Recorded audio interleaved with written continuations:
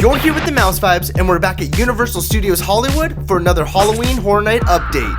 We're a little under 3 months away from this year's event, and I couldn't be any more stoked. Recently, Universal Studios updated their website for Halloween Horror Nights 2023 with ticket information, event dates, and we're actually gonna get our first announcement video revealing The Last of Us. These announcement videos are more important than you think. Not only does it reveal the houses for this year's event, but it also reveals Easter eggs and clues for the overall theme. Let's take a look at the first video from The Last of Us.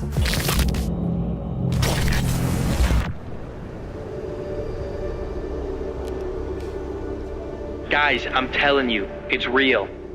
Why are you so obsessed with this Universal legend? Alright, let's pause right here and meet the players of our video. We're gonna have Jordan, Drew, and Sophia on a three-way FaceTime call. Jordan's at home gaming it up while Drew is somewhere outside, and Sophia looks like to be in some type of classroom setting with a calendar that says fall right behind her. Also, comment down below how many hidden mushrooms you can find in this video.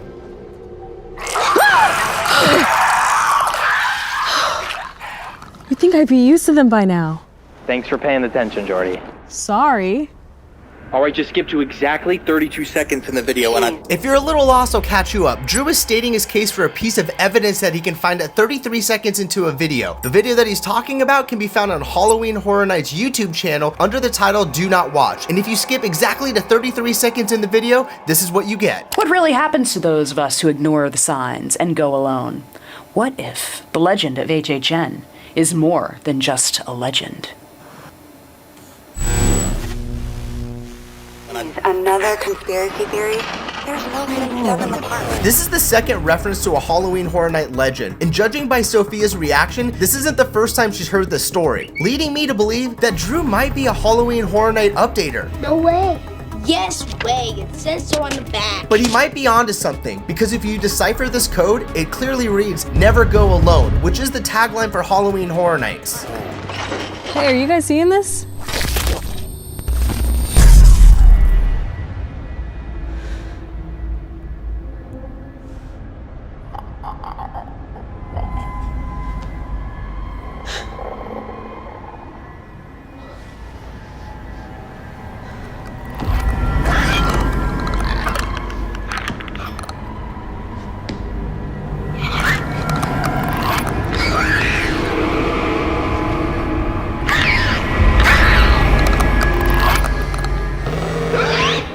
More mushrooms? And the date on the phone is June 15th, the day the announcement video is released. Here's something random. Why is the phone date June 15th, but the calendar behind Sophia is in August? Comment down below what you think. Something tells me we'll see more of Sophia in the next announcement video.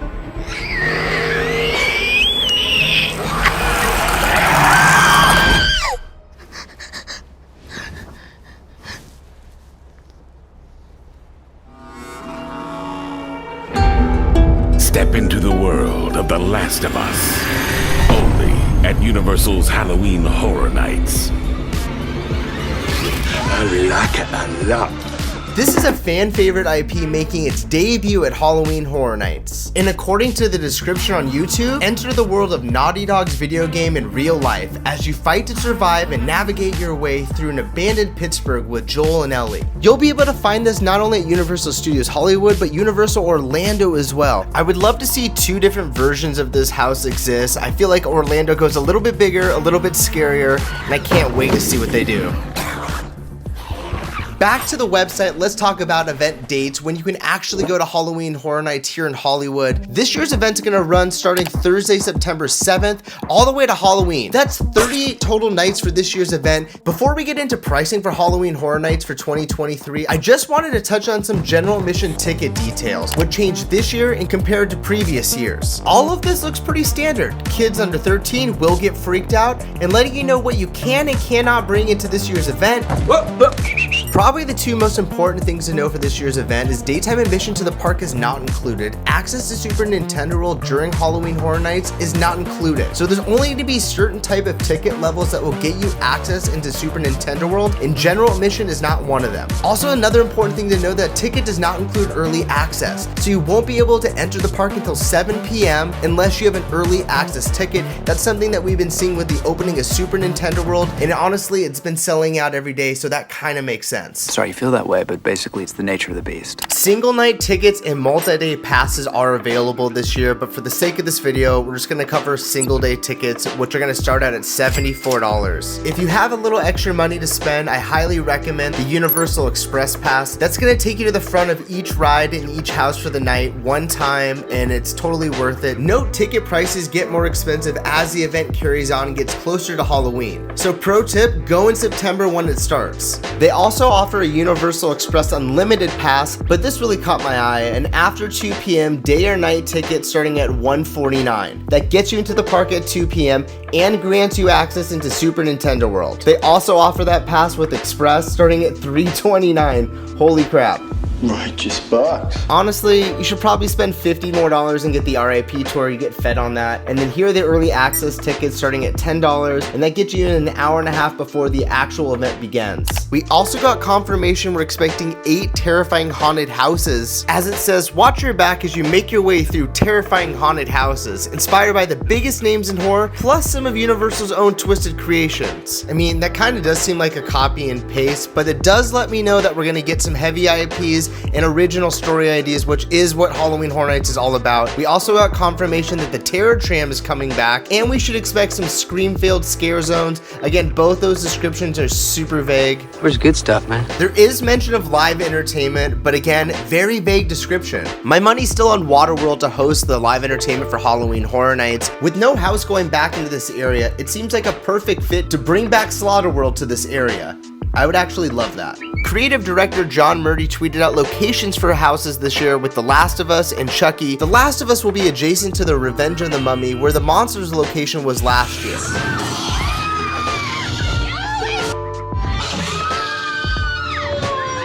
In some ways, I feel like this is the most important location on the lower lot. Sound stages always get the biggest IP, and I feel like you need a secondary house to offset all that attention, and that's this location every single year. We also got a location for the Chucky house at Universal Studios Hollywood. It'll be the Curious George lot, where Scarecrow the Reaping was last year. So, without further ado, let's dig in, shall we? HHN365 on Instagram recently posted this photo of the facade, and it looks like we're getting a ton of Chucky dolls. Could you imagine walking into this house and being chased around by a bunch of different Chuckies? I mean, that's exactly what's going on right now on the sci-fi show Chucky. There's a ton of Chuckies.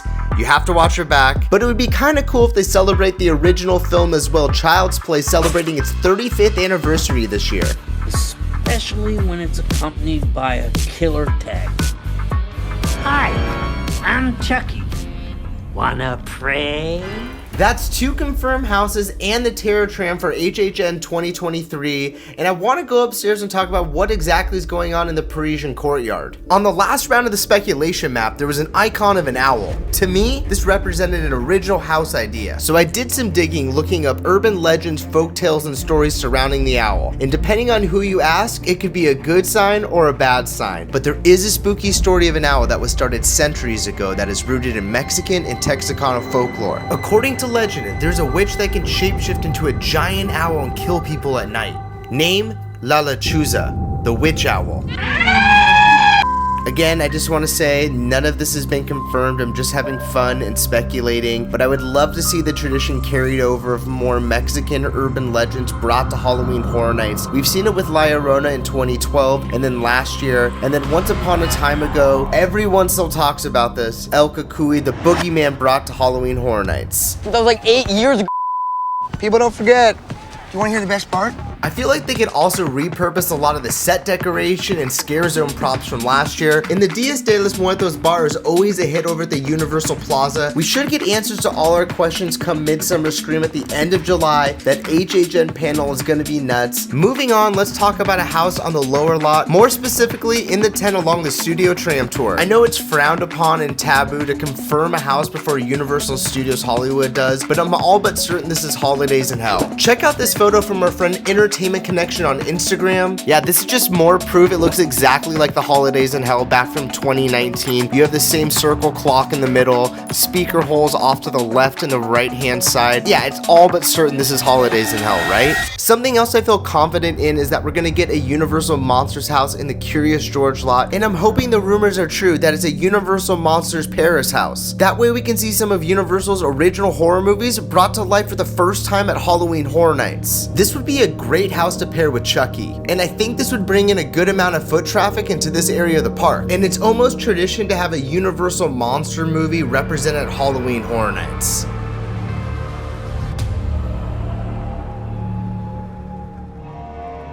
Moving on, let's go back down to the lower lot and let's talk about what's going on inside Soundstage 15. I'm still under the belief that this space should be reserved for the largest IP of Halloween Horror Nights, something that's going to bring in a huge audience, kind of like last year with The Weeknd. And the two names I keep hearing the most about for this year's event, one of them is for the most anticipated Blumhouse film of the year, Five Nights at Freddy's.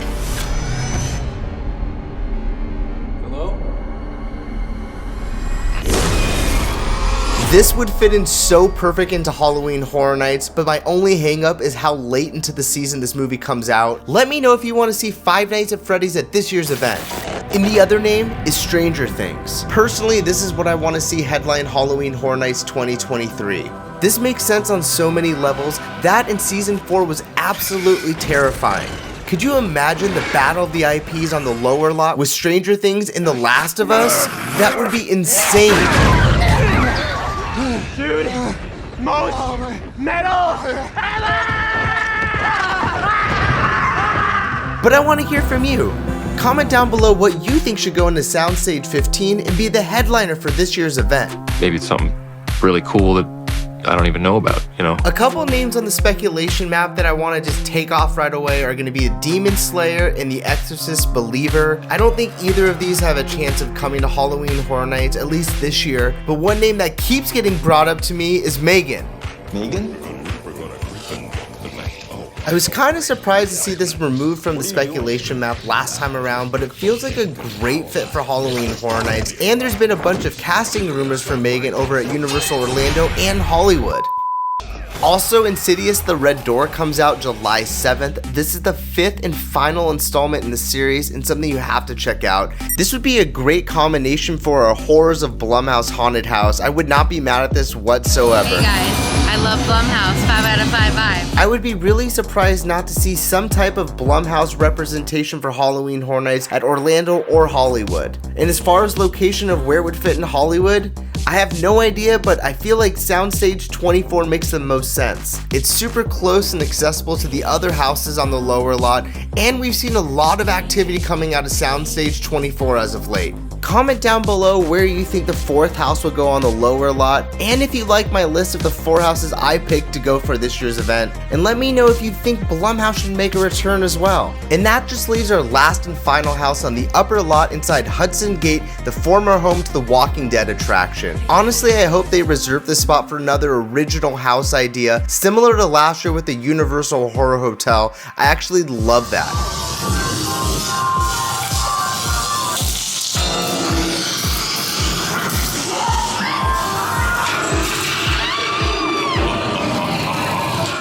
Alright, and that's going to wrap up our theme park update here at Universal Studios Hollywood. We showed you the current construction updates and everything you should expect for Halloween Horror Nights. If you're new to the channel, make sure to like and subscribe. It really helps us grow, and if not, thanks for stopping by.